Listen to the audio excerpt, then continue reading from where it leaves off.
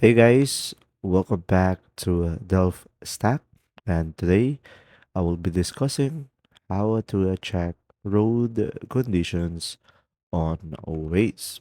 So guys, to check road conditions on Waze, you have to rely on its real-time map displaying traffic colors, users reported hazard, and alerts for closures or weather.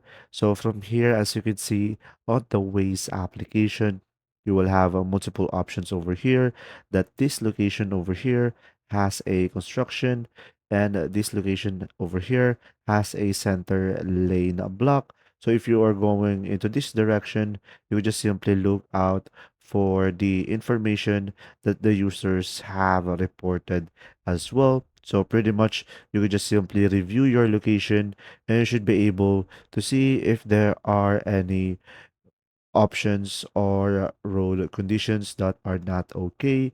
So pretty much over here you should be able to check what's happening on a specific road. And there you go. If you found this video helpful, please like and subscribe. And if you have any questions, just simply go ahead and comment down below, and we will do our best to answer them all.